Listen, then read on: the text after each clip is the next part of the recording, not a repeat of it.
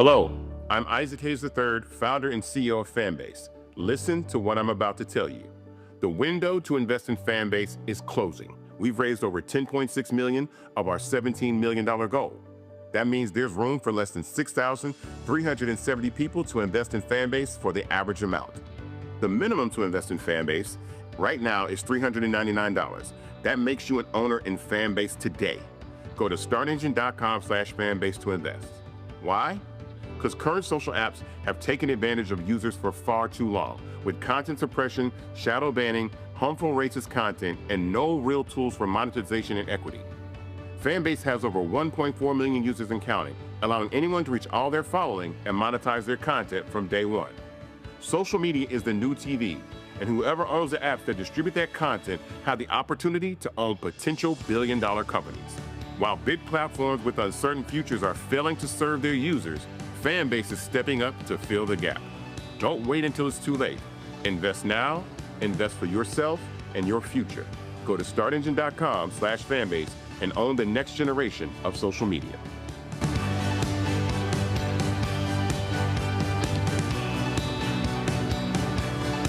Folks, Black Star Network is here.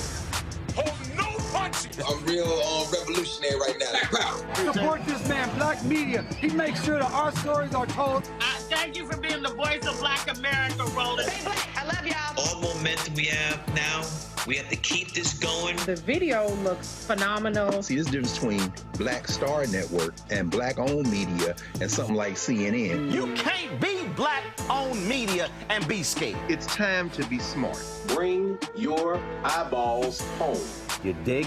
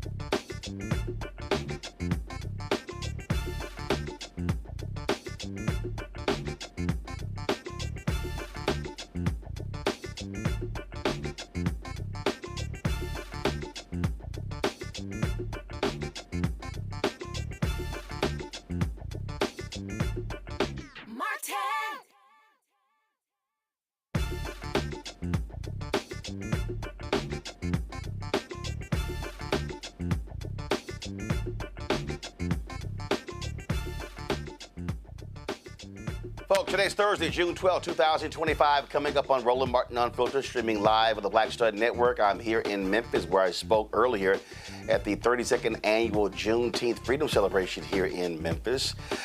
Folks, craziness happening in this country. Federal agents literally attack or throw down and arrest a United States senator. Wait till we show you the shocking video of California Senator Alex Padilla when he was trying to question Department of Homeland Security Secretary Kristi Noem and how he was accosted by federal agents. Boy, it is unbelievable. And trust me, Democratic senators are angry and upset. So are House members. Meanwhile, Donald Trump's crackdown in L.A. is tearing black and brown families apart. Thousands of troops are there on the ground. You also have an absolutely outstanding and crazy situation of curfews as well. We have a retired lieutenant general in the United States Army who will be on to talk about this just improper use of the military. Plus, Donald Trump, how he turned a partisan speech at Fort Bragg, into really a partisan throwdown. Plus, this weekend is going down. The No Kings protest is going to hit some 2,000 cities across the country as Donald Trump spends $100 million on a military parade birthday celebration under the guise of celebrating 250 years of the United States Army. Folks, lots to break down. It is time to bring the funk on Roland Martin Unfiltered on the Black Stud Network. Let's go. He's got it. Whatever the miss, he's on it. Whatever it is, he's got the scoop, the fact, the find.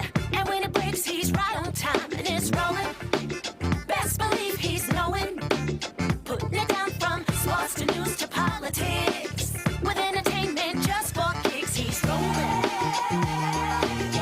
It's on go, roll, y'all. It's Roland Martin,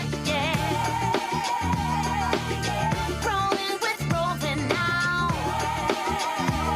He's funk, he's fresh, he's real, the best, you know he's Roland Martin now.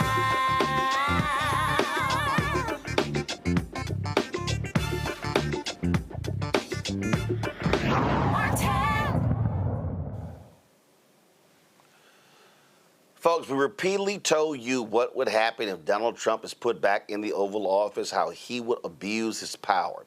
Folks, today in California, federal agents literally forcefully removed a sitting United States senator from a news conference where Department of Homeland Security ICE Barbie Kristi Noem was speaking. That senator is Alex Padilla.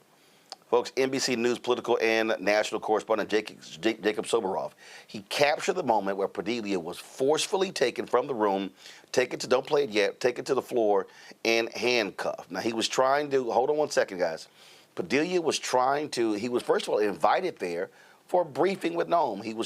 She was speaking. He wanted to ask her a question, and that's when these federal agents did this.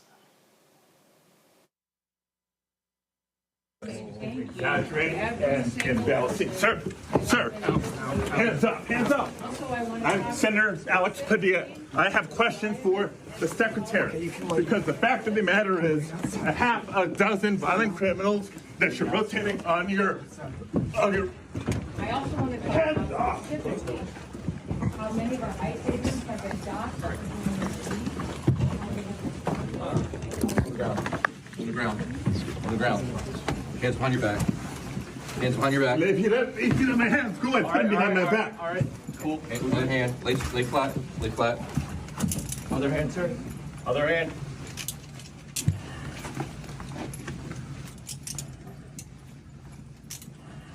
There's no recording allowed out here. I did not know. There's no recording allowed out here per FBI, right? So what, I'm sorry? There's no recording allowed out here. That's my boss. I have to There's no record recording allowed everything out here. You can record it. There's no recording allowed out here. Then, folks, the ICE folks lied. They put out a statement saying that Padilla never identified himself. You hear him say on the video he is a United States senator. Well, after being briefly detained, Padilla spoke to reporters. Over the course of recent weeks, several of my colleagues, have been asking the Department of Homeland Security for more information and more answers on their increasingly extreme immigration enforcement actions. And we've gotten little to no information in response to our inquiries. And so I came to the press conference to hear what she had to say, to see if I could learn any new additional information. And at one point, I had a question. And let me emphasize, just as we've emphasized the right for people to peacefully protest and to stand up for their First Amendment rights, for our fundamental rights. I was there peacefully. At one point, I had a question. And so I began to ask a question. I was almost immediately forcibly removed from the room. I was forced to the ground, and I was handcuffed. I was not arrested. I was not detained. I will say this.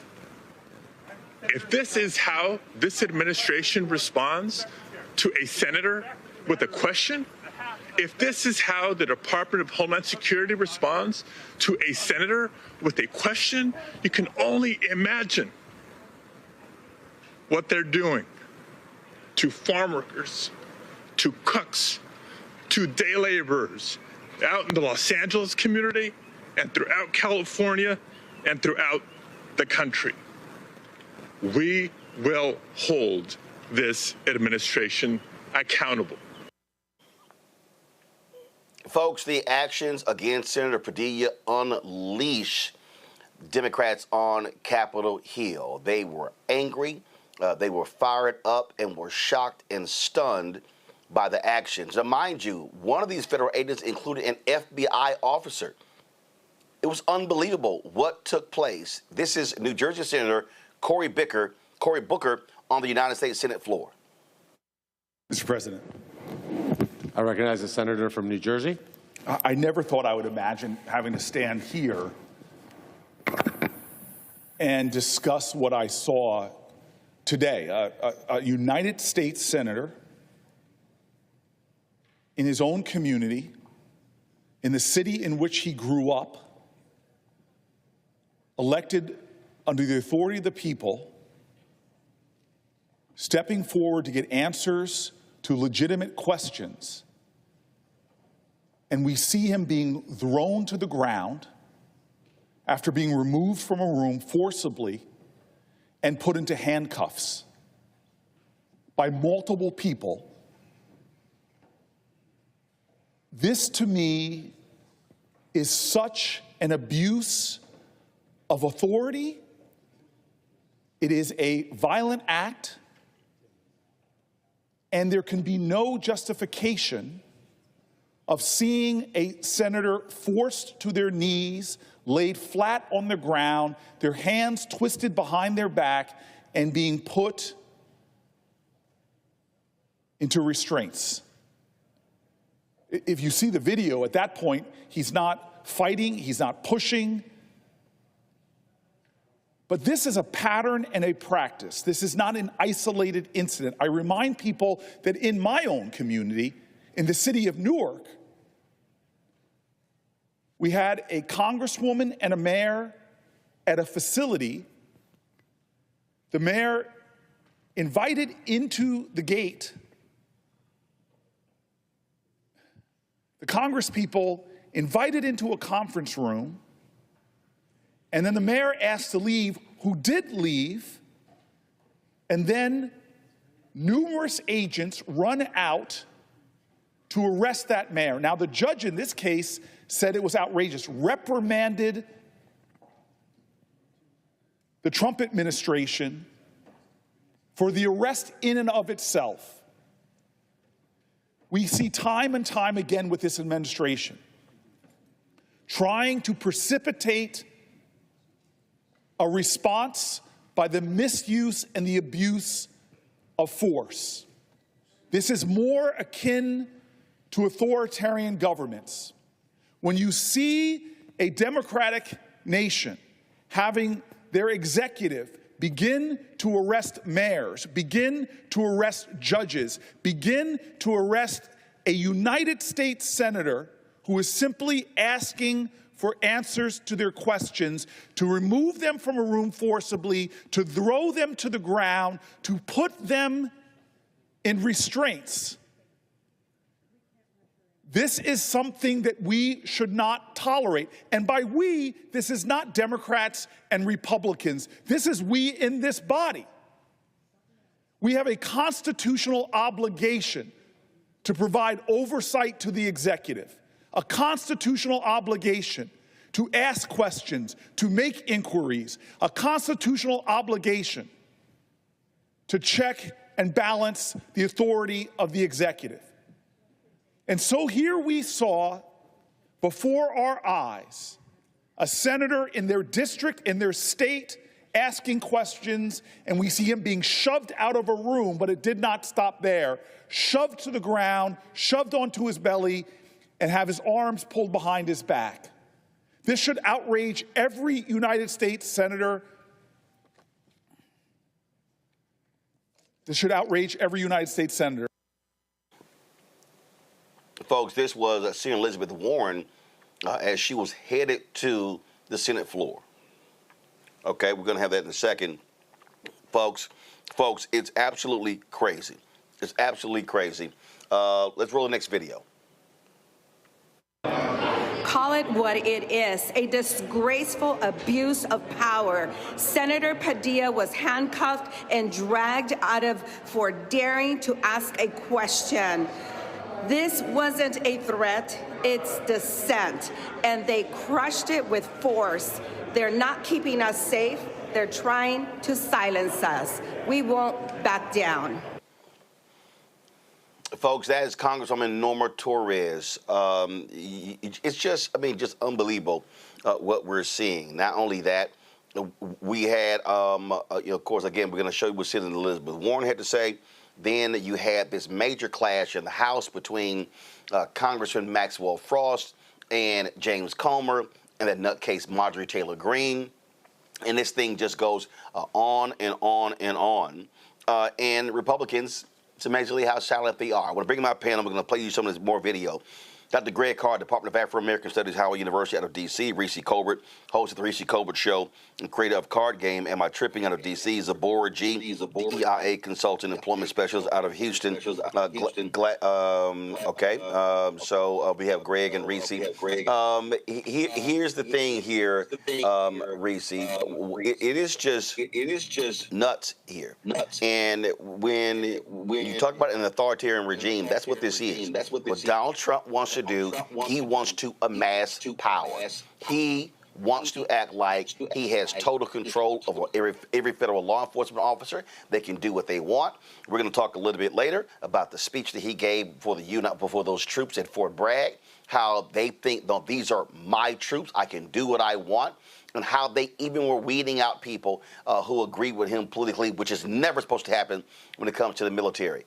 All of these people who played around and BS'd, who told us, oh, y'all shilling for Democrats, y'all trying to scare us into voting. That man ain't gonna do all of this stuff. We have Exhibit 1168, Exhibit 1169, and it's just every single day, and people don't seem to understand. This is what he wants. We're not even at the 6-month mark of this idiot's second term. Yeah, look, who gonna check him? He's proven that everything he wants to do, he can do, and ain't nobody gonna do a damn thing about it. The reality is that we now have a single branch of government running the United States, running the federal government, and that's the authoritarian regime of Donald Trump. Republicans who are so hell-bent the other time on decorum and my friend across the aisle and how people are supposed to be buttoned up, ain't got a damn thing to say about a U.S. sitting senator being tackled by federal agents, and Kristi Noem, her stupid ass, is just sitting up there rambling on like this is normal. This is not normal. And to Senator Padilla's point, if they can act like this toward one out of 100 of the most powerful people in this country, you know they're gonna cut a whole ass, or they already are, against everyday regular people. And so, shame on the Republicans for their silence, but also, should the Democrats ever manage to get back in office, or for the remainder of this term, drop all of that camaraderie bullshit, drop all of that my friends across the aisle bullshit, and treat them like how they would treat you. They've already deemed Democrats enemies of this regime. Treat them with the same energy that they're treating you. Maybe we can get somewhere. Maybe people will start to realize that Democrats and Republicans are not two sides of the same coin. Greg, this is right here the concern. There were so many people, and I've heard this from black folks in media, in other spaces. Democrats need to fight back. They need to be showing up at these places. They need to be protesting. Listen, we saw it the other day where they slammed the door in the face of Congresswoman Maxine Waters trying to do her job. We saw that when Democrats were showing up at federal offices in Washington, D.C. We saw it. Cory Booker mentioned that. What happened to Mayor Ras Baraka? What happened to a member of Congress in New Jersey who they have now indicted as a result? And so, unlike in any other situation, they are using the full force of the law to go after any dissent. And so they don't care if you are a House member, if you are a mayor, if you are a United States senator, if you have not only that, I don't even damn if you're a Democrat or Republican. Senator Rand Paul is complaining because he's against Trump's budget bill. Trump has disinvited him to a bipartisan cookout at the White House. These people are about power and control. They are defying judicial rulings. They are defying everything. And the fundamental problem here is that the people who are in control of the House, Republicans, control of the House of the Senate, Republicans, they are scared to death to put this man in check. They know what he's doing is wrong, but they won't say a word. No, they won't. Nothing that is happening is surprising. We knew this is what they were going to do. Senator Padilla needs to pursue a legal course of action because they are not using the law. They are lawless. Kristi Noem is a liar to her DNA. The Department of Homeland Security put on their website another lie saying that Senator Padilla disrupted the conference. And let's say that he did. There's a First Amendment to the United States Constitution. Generally speaking, there is sovereign immunity, so law enforcement officials, it's very difficult to sue them without the government's consent. However, and this is parenthetically why Senator Padilla back in 2021 introduced the Accountability for Federal Law Enforcement Act, which would allow an easier pathway to sue. But he needs to pursue legal action. Even if he can't file a 1983 claim or go to civil court, he certainly needs to claim that these officers acting under color of law assaulted him and let the process work its way out. What they cannot do, I agree with Reese, not this my colleague and Cory Booker with his hand on his breast. No. Senator Schiff had all the bass in his voice when he was holding Trump accountable during the impeachment hearings. It's not, I'm with Alex. No, I'm with the law. And Kristi Noem, you're not covered by Trump versus United States. Your ass going to jail as soon as these politics flip. And Stephen Miller, who's driving a great deal of this, you're going to jail too. Finally, we have to be clear about the fact, just as Ras Baraka is suing Alina Hababa in New Jersey, the interim state attorney, just federal attorney in New Jersey, you need to go to court and fight these people. They don't have that kind of muscle. That snot-nosed punk Kevin Roberts, Dr. Roberts, one of the quarterbacks of Project 2025, said famously, as you reported and as we talked about last year, that this revolution would be nonviolent if the left allows it to be. Well, guess what? No amount of peaceful protest, no amount of acquiescence is going to stop this. They are lawless, and it's time to rein these rabid dogs in. And Senator Padilla needs to go to court. Roland, can I add one more thing? Folks, yeah, go ahead. All this over Kristi funky ass Noem.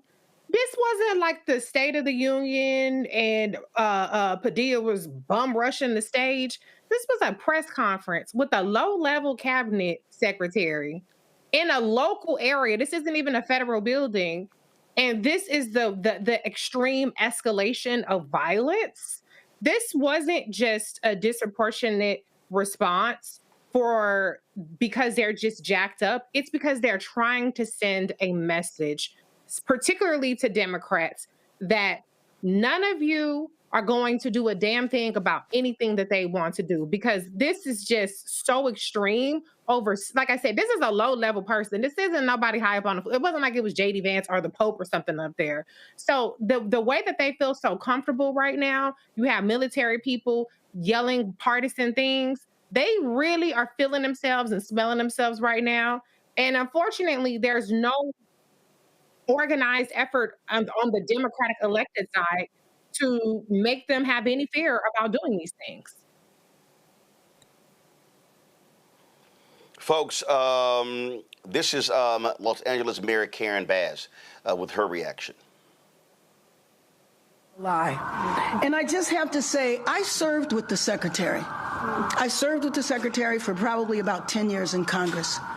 And Madam Secretary, I do not recognize you anymore. I do not know Kristi Noem that I served with for 10 years. Folks, again, absolutely unbelievable. We talked about Senator Elizabeth Warren. Again, she was, I think, looks like she was going through a parking garage when this video played, when she recorded this video. When Senator Padilla gets pushed, shoved, thrown to the, handcuffed, because he is asking questions, because he is engaging in the very oversight that senators are supposed to engage in, then what we're really talking about here is a Trump administration that just wants to shut down the ordinary functions of government. Look, I don't have oversight myself. I ask a lot of questions because that's how it works in a democracy. We use our words to hold people accountable. We don't use our fists. We don't shove. We don't try to knock people down. We use our words. That's what oversight is all about. And that's what I want to go to the floor of the Senate to talk about. I think it is time for every senator, every member of Congress, Democrat or Republican, to stand up and say what Donald Trump has done is wrong. Things got also chippy in the U.S. House, where Congresswoman Maxwell Frost, James Comer, and Marjorie Taylor Greene, they went at it. Mr. Chair, unanimous consent request. Mr. Frost. Unanimous consent request into the record a NBC article. Senator Alex Padilla removed from news conference with Homeland Security Secretary Noem. All right, without objection to order. I have another one, the Hill article. Padilla forcibly removed from Noem press conference. Without objection to order. And I have a third one, Axios, Democratic senator forcibly removed from DHS press conference. Without objection to order. Mr. Chair, also, we were just talking about this. I want to know if you can commit to working with us so we can subpoena. You're out of order. So Chair recognizes I have Ms. a point Green. of, I have a point of order. No. I have a point of order. State your point. We need to subpoena. That's not Secretary a point of order. Noem. Chair recognizes We just Ms. talked Green. about this That's earlier. not a point. We talked. Thank you, Mr. Chairman. Reclaiming my time. Reclaiming my time. To the ground. Reclaiming my time. And handcuffed in his own damn Oh, Democrats can't follow the rules. Can't follow the law. Can't follow the rules. Can't follow the law. We need to subpoena Kristi Noem.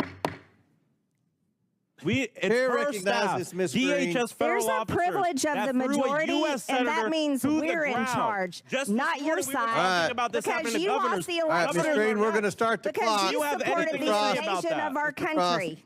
All right. It's my time. Will you commit on the record Stop to the work clock. My with time. subpoena Thank you, Kristi Mr. Noem? Chairman. Thank you, Okay. Mr. Chairman.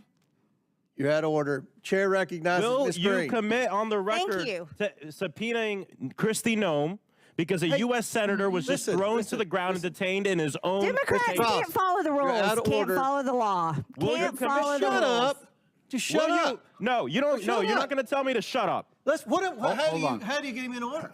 You're running for the... Not like that. He has been out of order 6 times. He's trying to get on MSNBC. You probably knocked... I get it. somebody off I don't have any problem MSNBC getting to get on there. MSNBC. That's Miss not Green, what I it's think about. because he's been arrested as a recognized. former Yeah, well, Antifa okay, member, here, right? back to order, Antifa. Miss Green. Go. He's a go. former All Antifa right, Miss member, Green, you're Mr. recognized. Chairman. You got No it. surprise. Who's a former Yours. Antifa member? Me? Yeah, you. I asked that these words be taken down.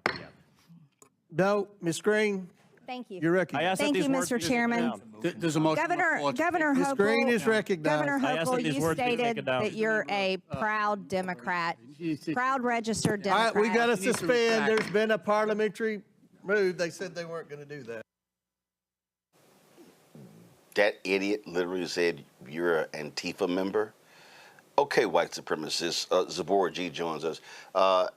Look, what you're seeing here, Zabora, is this level of craziness. First of all, how insane is it to hear Marjorie Taylor Greene say Democrats don't want to follow the law when that's what this administration is constantly doing, breaking the law? Definitely. It's a lack of respect, and you can see the lack of respect.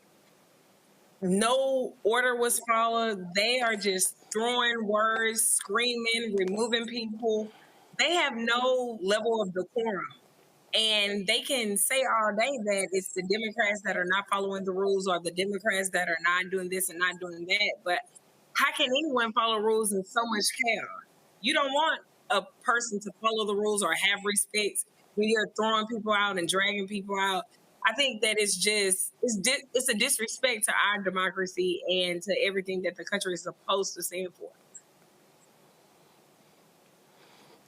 Again, what we are seeing is sheer craziness, and Republicans are allowing that. Now you have House Speaker Mike Johnson not condemning the actions of these federal officers. He's saying that Congress's censure Senator Padilla.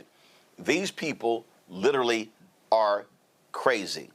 And this is what happens when you put the power of the White House, the House, and the Senate in the party of deranged MAGA Republicans. Folks, going to go to a break. We come back. Donald Trump spoke this week at Fort Bragg. Oh, it was a political rally in front of federal troops. That should never happen. A lot of people also are saying that this action by sending troops to Los Angeles is the first wave, that you're going to see him do this. And Republican governors in other states are going to also do it as well.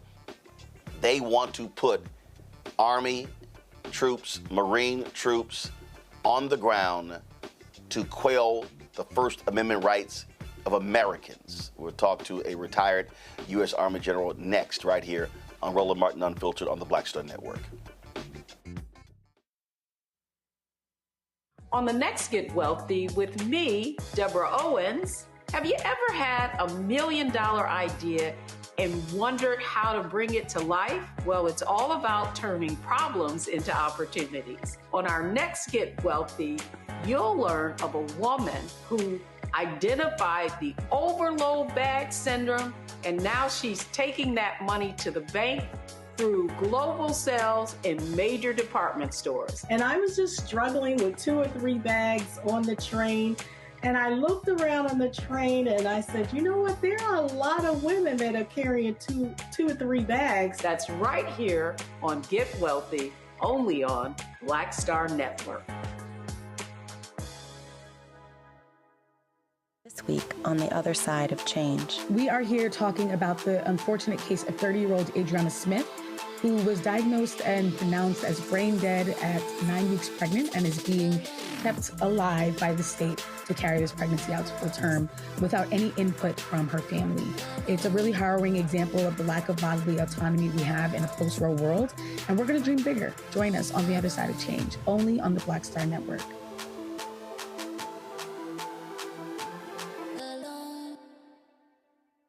This week on A Balanced Life with Dr. Jackie, we're talking faith, family, fatherhood, and the pathway to reentry. Most of us, in some way, shape, form, or fashion, have had someone in our lives, whether it was a grandfather, a father, an uncle, a brother, or a cousin, who has been incarcerated or justice impacted. What does that look like in rebuilding family and relationships? What does it look like for us to be able to have substantive conversations, come to the table table, love on each other, while at the same time, get it all out in the open so that we can begin a new journey together. You know, the last thing you want is in the midst of trying to piece your life back together for home to not be a comfortable place. That's all next on A Balanced Life with Dr. Jackie here on Black Star Network. I am Tommy Davidson. I play Oscar on Proud Family, Louder and Prouder. Right now, I'm rolling with Roland Martin, unfiltered, uncut, unplugged, and undamn believable. You hear me?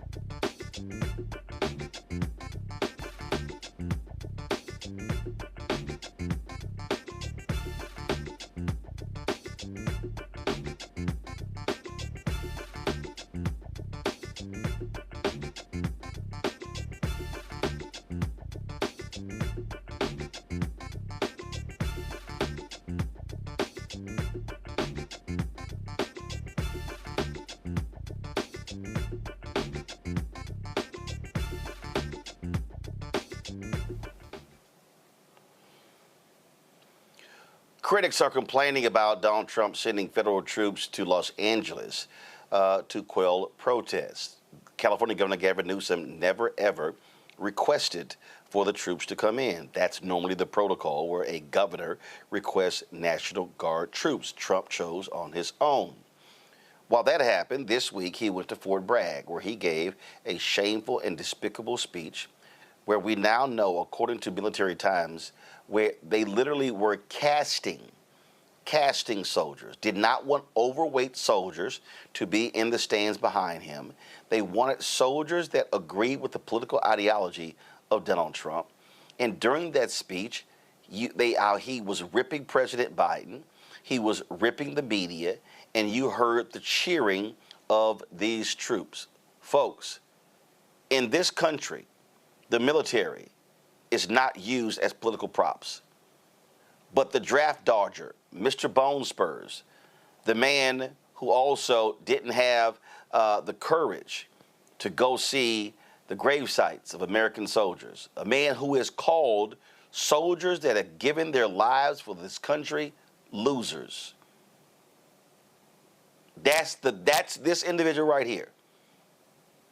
The actions that he is taking is something that we have not seen ever before. But again, we told people this was going to happen, and folks did not listen to us. A number of military members, commanders who are still serving, are quietly pushing back. Many were highly critical of what happened this week at Fort Bragg. They see also what's happening right now in Los Angeles. It's not good, but the problem is we know that under this administration, under this joke of a Defense Secretary, Pete Hegseth, and if any one of those generals or commanders, if they go public, they're going to be fired. It's going to happen. And so to give us a sense of what is being talked about in the military community, we're joined right now by retired U.S. Army Brigadier General Arnold Bray from Rocky Mount, North Carolina. Glad to have you on the show, Frat. Let's just give our folks a sense. You are, listen, once in the military, always in the military. I've been corresponding with other retired generals and others, and members of the military, individuals who may be Republican, individuals who may be conservative. They are shocked by what they're seeing and how Donald Trump is frankly pimping the U.S. military for his purposes. Well, first of all, thank you very much. It is, it's appalling. And to be very candid, I don't think that the folks who have the uniform zone, whether we're in a uniform, they really should not be speaking out because, one, that's almost like a preemptive strike against something that they don't know for a fact to be either illegal or immoral yet. The driving idea behind the separation of the military from the civilian force is called this thing called pacta comitatus. It puts the civilians in charge of us. In fact, I love Ronald Dellum's, rest in peace.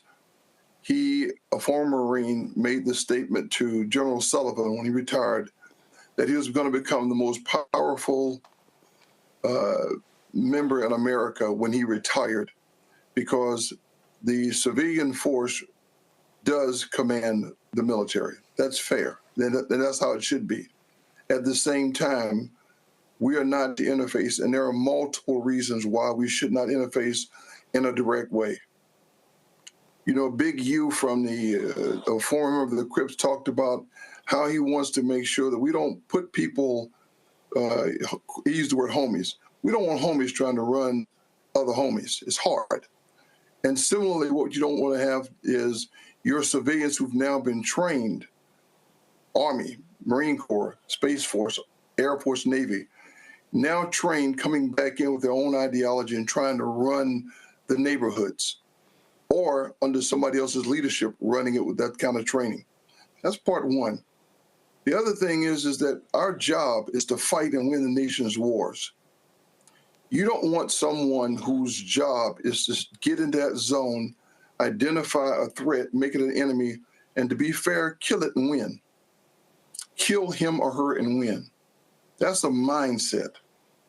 And so what we have to make sure that we don't do is let someone who takes this collective weapon and use it against civilians, because that's not their job. You know, God bless the guys who put the uniforms on as policemen, sheriffs, because they have learned and over time how to de-escalate. That's what Governor Newsom, he's seen riots before. His people have seen riots before, and they know how to. Well, first of all, to your general, to your point, the police chief of the LAPD has said, no, we did not request troops. This has not risen to the level where we need that. He also has been critical by saying that the actions, even now the troops, well, the federal law enforcement officers, them firing tear gas has made their job easier. The NYPD has said the same thing. And what they've said is these federal agents, they aren't trained in that. That's not what they do. And they're like, leave that stuff up to us. Yes. You know how to manage it. You know how to deal with people. You know, the civilian law enforcers, their practice, they walked into houses, into the hood, whereby they walk between a husband and a wife who have weapons in their hands, and they know how to de-escalate that piece, and then they know how to isolate. We do that in foreign countries, and we practice it. And to be fair, as a paratrooper, I had a little more experience doing it, but at the same time, I'm going to tell you, my guys were trained to break things and kill people. You don't want to do that. You want to bring them in. And so when you start to try to take these weapons, these people whose mindset is designed to do something different, especially if you don't have any time to transition them, to be able to de-escalate their warrior skills. You know, when the Brits go up into Northern Ireland, there's a transition period that they make them go through and rehearse both the reaction. We were doing that when we were in that period of operations other than war in the late 90s. We would send people through training processes. We keep forgetting that if you take a soldier, sailor, and a Marine, and put him in front of civilians, if that civilian responds to him, he first becomes just a threat. Then he becomes an enemy.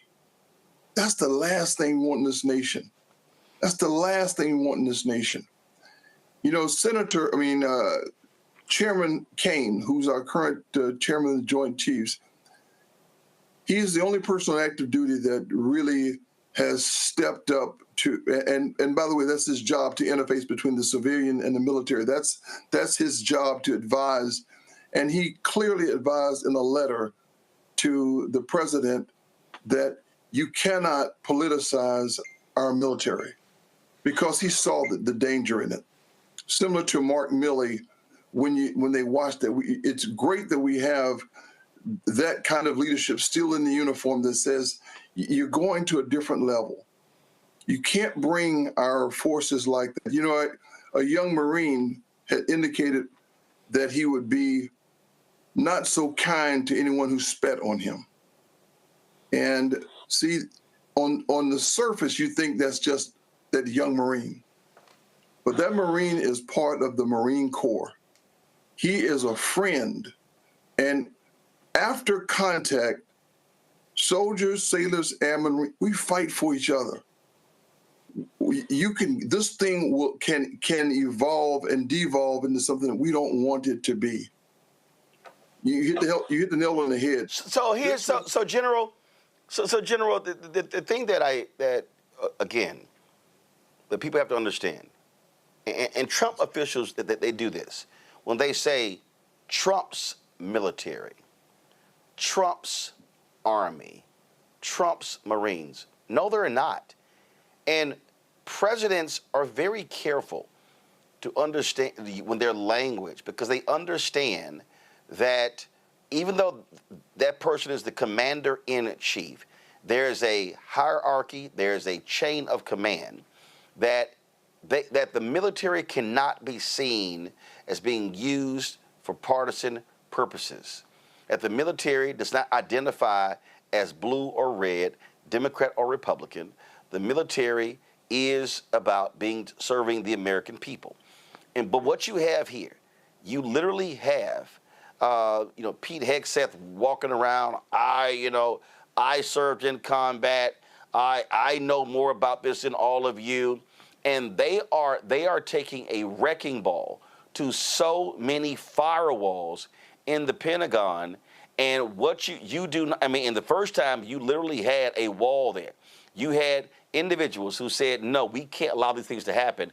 That wall doesn't exist. There now is a straight line from whatever is going through the mind of that idiot Trump right through decisions made at the Pentagon.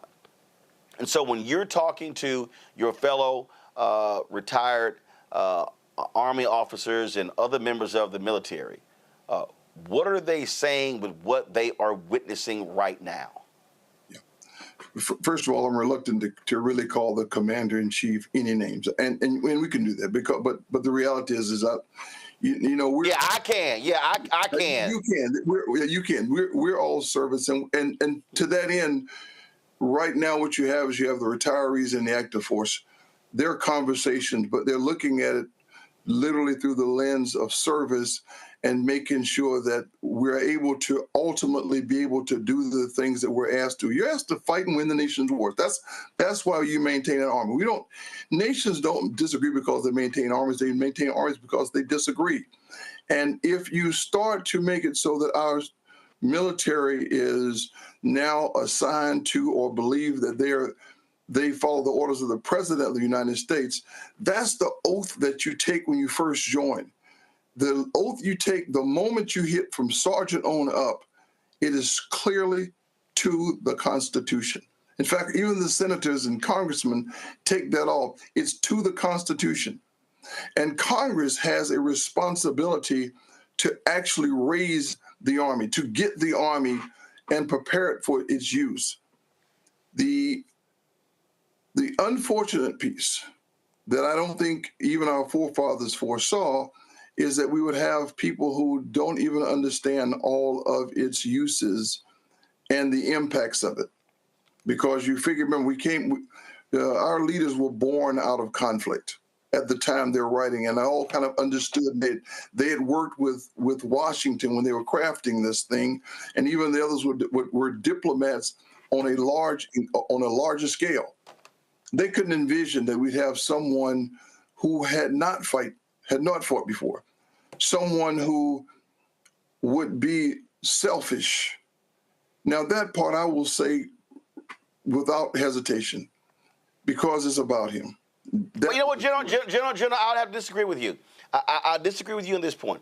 They did foresee this, but what they also established were checks and balances. The problem that we have right now, okay, I mean, you could say the emoluments clause, you could say all those things. They actually foresaw problems. The problem that we have here is that there are no checks and balances. Historically, we have had Democrats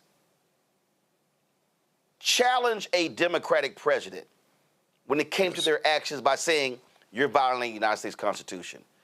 It was Republicans, Tennessee Senator Howard Baker, others who made that walk up Pennsylvania Avenue to Nixon saying, let me clean up this a little bit. Because so the problem is, hold on. So the only problem here, the only problem we have right now is we have a Republican Party that has completely capitulated, and they will not put this man in check. They won't do it. And Democrats, because they don't control the House or the Senate, they literally are left powerless to do anything. And that's really where we are. I mean, he's ignoring court orders. Yeah, we did not disagree on that piece because in fact, you've heard me say this. We're at the threat with the vine. What I meant was we didn't foresee somebody who would not understand its implications. And I apologize for that because you're absolutely correct that that's the threat to our democracy, is that if we have a person who is not maintained, is not in check by the judiciary and also the people's representative, the legislature, you're spot on there. And I don't think there's sufficient pushback against him. And I mentioned earlier, it is the responsibility of Congress to go ahead and raise and provide those forces. And in our wisdom, we did in fact give governors a military element to go ahead and assist. That's that National Guard capability. And by the way, National Guard, they're twice the citizen. They are folks who come from the field. They know how to interface as well, but at a different level.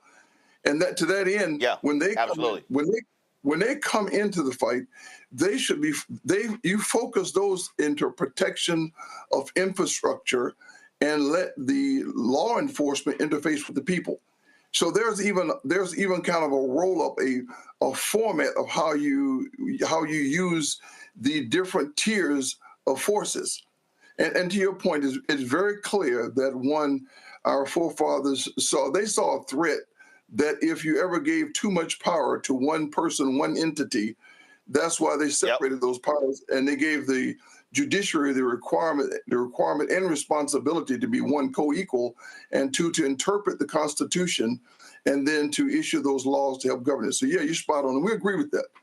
And there are many, especially before I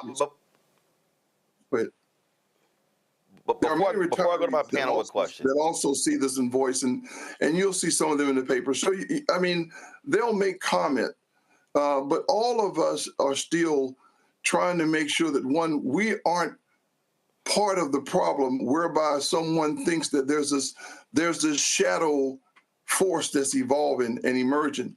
What we're trying to do is give our best advice to people who are in charge, to talk to our leaders in legislature, try to get some of them to wake up and push forward. And by the way, across party lines, the challenge has been put down, and the gauntlet has been thrown down by the money that backs these representatives.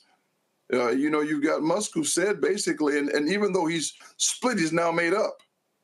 He's still backing the horses and telling them and saying, if you go against what he's decided, I'm gonna do something to you. I'm gonna make sure that you're a last term, whatever you are. Those are the other dangers. That's kind of the back end or the gunpowder in these decisions.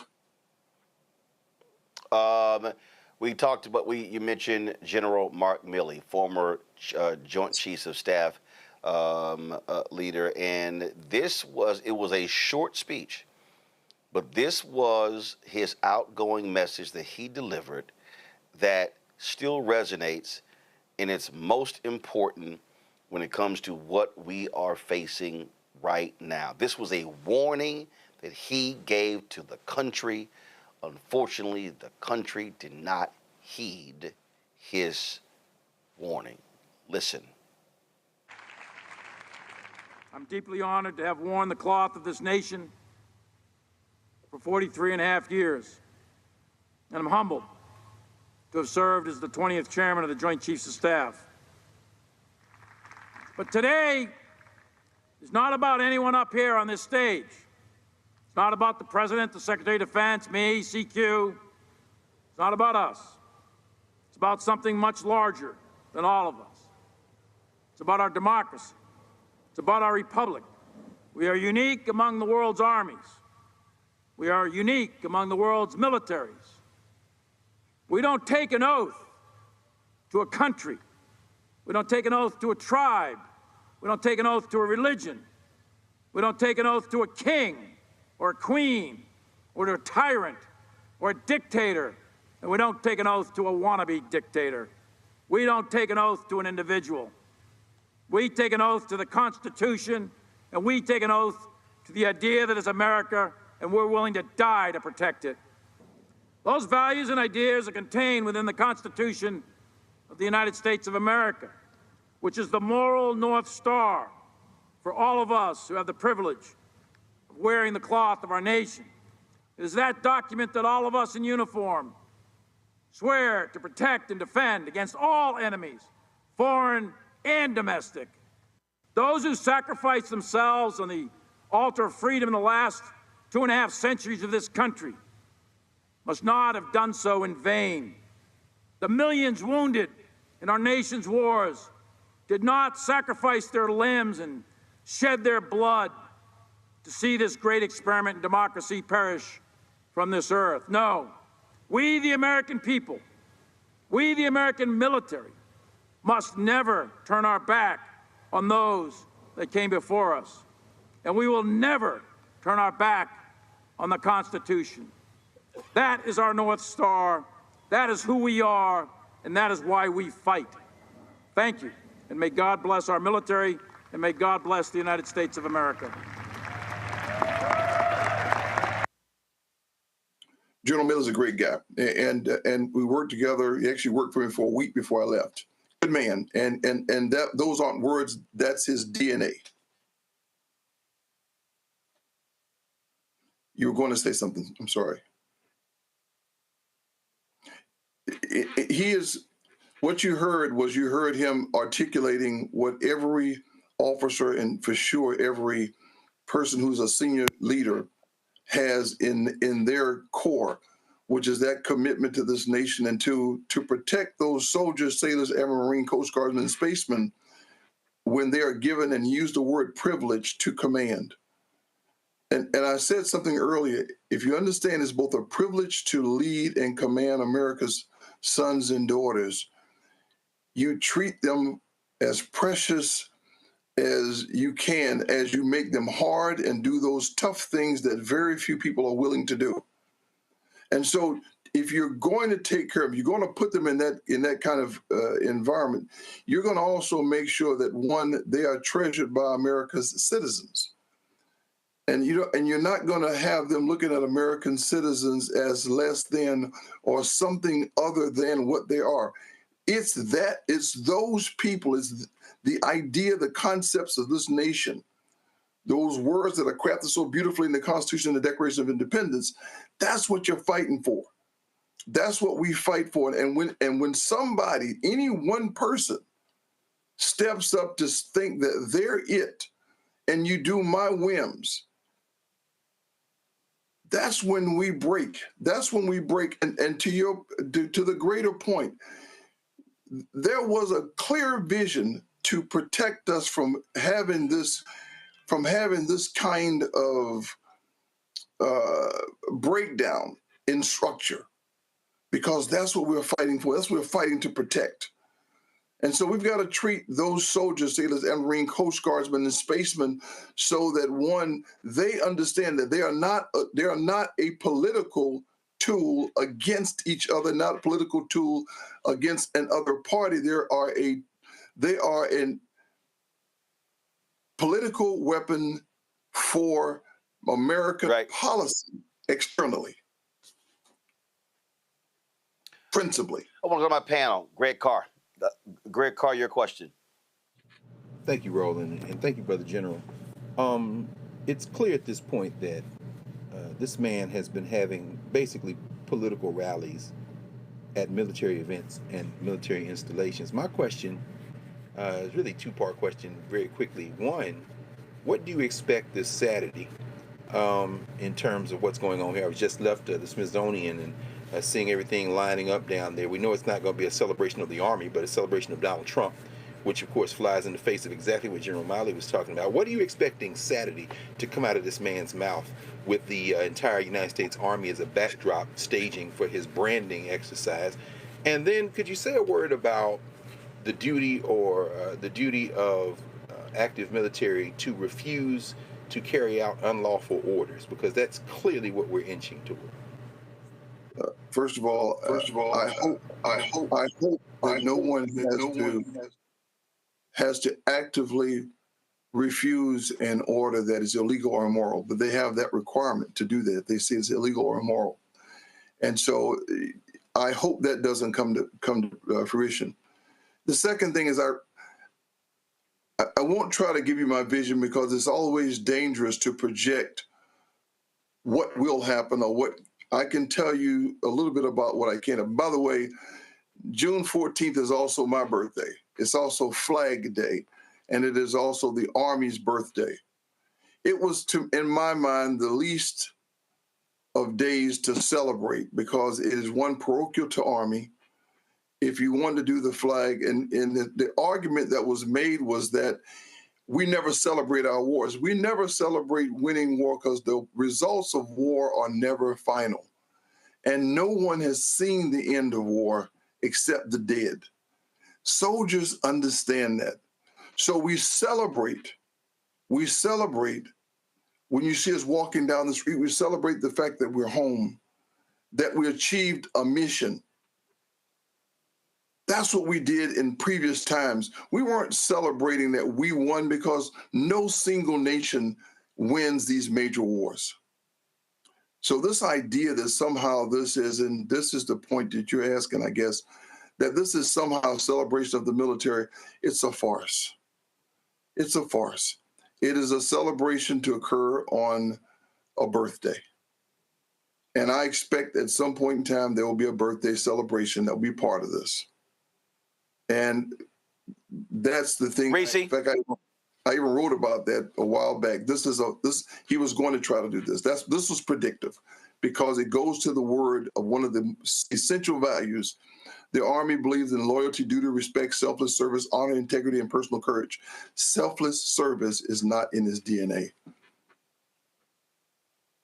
Reese? Critical. General, yes, ma'am. Yes. General, I'm curious, based on your experience, what do you think is, from what we're seeing in terms of the cheering and seeming support from the military for Donald Trump, how much of that is because of the audience he's curating versus how much the sentiment is pro-Trump, to the point of what you pointed out, their duty to refuse an unlawful or an immoral order? How much do you think we should be concerned? Because I'm very, very concerned. Yeah. At this point, I would not be concerned yet. In fact, I was encouraged when I saw the chairman of the Joint Chiefs, fire out a letter that talked about the depoliticization of our military. And he cautioned that there's a decorum for the reception of how we treat and listen to the president, the commander-in-chief, when he's talking to the troops. So at this point, I am less concerned. But you have to understand what he did was, there's very little that he's for. It's the things he's against. And what you are against allows you to create the kind of anger, because that's a much easier emotion to address, what you're against versus what you're for. And unfortunately, he knows how to use those tools. This will be a parade. It will come across this time as pretty innocuous, not so much other than a parade. And to most Americans, that's what they think they will see. But the challenge is, it's what third world leaders do. You put your forces out in the hot sun so they can run out and show the weapons and things like that. When bases do this, they do it with local communities because they want the community to know what's in their backyard, and they always make it family friendly. And it's designed so that there's an intimacy between the community and their bases. This is not one that this nation needs for its community, for its citizens writ large. We don't need it, and most know that. Most know that. Zabora. Hi, thank you so much for your service. We know that Black and Brown service members are being deployed into our Black and Brown communities. So with them going in these communities against their own moral compass or in the name of political reasons, how do we ensure that military discipline doesn't turn our troops into some kind of American Gestapo? And how do we protect their rights to refuse participation in missions that violate both their ethics and the communities that they're coming from? Yeah, I got about 90. General, I got about 90 seconds. Go. I'll go quick. You ought to have a little bit of comfort in the fact that if you do see those faces, remember there's a consciousness behind them. There's a consciousness behind them. And, it's like they wake up in the morning, they know who they're dealing with. And that will be part of the saving grace, is that you will see Americans, the full breadth of Americans in those formations. And you ought to hope that you see some Black and brown faces in those formations. And by the way, I encourage cameras to be out all the time. And I would also encourage you to, one, do what King did. Don't give anybody a reason to do something that will become escalatory. If I were a community leader, I would make sure that there's leadership at all places that do exactly what Jesse and what Andrew Young did to Martin Luther King Jr. We have a mission. We're protesting, protect each other. Don't give them a reason to go ahead and declare and show pictures of us as the aggressor and as the culprit. That's what I would tell you. All right, then. General Ray, I appreciate it. Thanks a bunch for sharing your insight with our audience. I appreciate you. And again, I appreciate your fire. I appreciate you saying some of the things that most of us don't and won't and can't say for a lot of reasons, because you need that fire. It's the same caution that we always had. King worked well because Malcolm was on the other end. Thank you all very much. All right. Thank you so very much. All right, folks, going to a break. We come back.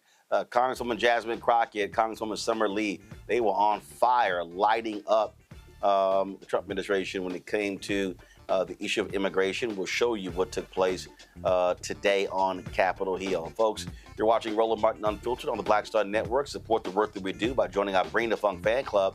Our goal is very simple. Get 20,000 of our fans contributing on average $50 each a year, which comes out to $4.19 a month, 13 cents a day. I talk about this all the time, that the work that we do here is very simple. We don't have millionaires and billionaires cutting us checks. We don't have these ad agencies that are spending the resources like they do on Fox, CNN, MSNBC. So your support is critical to our success as we cover the stories, have our additional shows, really speaking to the issues that matter in this country. And so if you want to contribute via Cash App, use the Stripe QR code. You see it right here on your screen. Click the Cash App button to continue to contribute. You can also use a Stripe QR code for credit card processing as well. If you want to send a check or money order, make it payable to Roland Martin Unfiltered. Send it to P.O. Box 57196, Washington, D.C. 20037-0196. PayPal is R Martin Unfiltered, Venmo RM Unfiltered, Zelle Roland at RolandSMartin.com, Roland at RolandMartinUnfiltered.com. We'll be right back. This week on A Balanced Life with Dr. Jackie, we're talking faith, family, fatherhood, and the pathway to reentry. Most of us, in some way, shape, form, or fashion, have had someone in our lives, whether it was a grandfather, a father, an uncle, a brother, or a cousin, who has been incarcerated or justice impacted. What does that look like in rebuilding family and relationships? What does it look like for us to be able to have substantive conversations, come to the table, love on each other, while at the same time get it all out in the open so that we can begin a new journey together? You know, the last thing you want is, in the midst of trying to piece your life back together, for home to not be a comfortable place. That's all next on A Balanced Life with Dr. Jackie here on Black Star Network. This week on The Other Side of Change. We are here talking about the unfortunate case of 30-year-old Adriana Smith, who was diagnosed and pronounced as brain dead at 9 weeks pregnant and is being kept alive by the state to carry this pregnancy out to full term without any input from her family. It's a really harrowing example of the lack of bodily autonomy we have in a post-Roe world, and we're going to dream bigger. Join us on The Other Side of Change, only on the Black Star Network.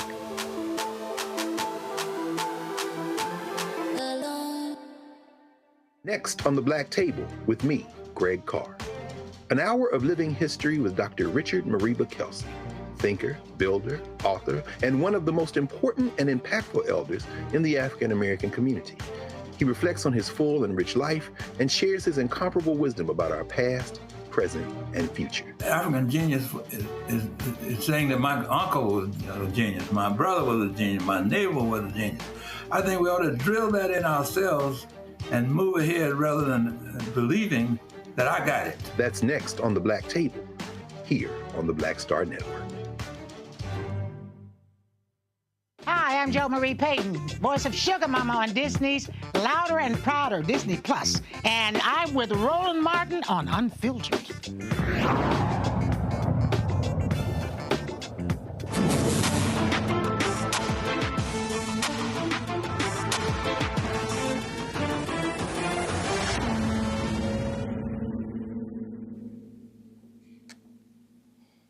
Well, folks, things got heated in the House Oversight Reform Committee, and Congresswoman Jasmine Crockett was in the thick of it, holding Republicans accountable when it comes to the millions being spent on immigration in this country and how they are wasting taxpayer money for what she called political theater.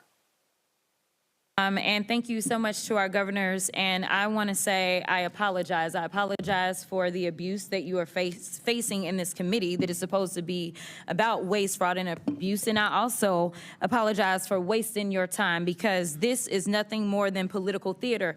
Now, again, this committee is supposed to be about waste, fraud, and abuse. We did not have to have this faux creation of Doge. The committee itself, that is our job.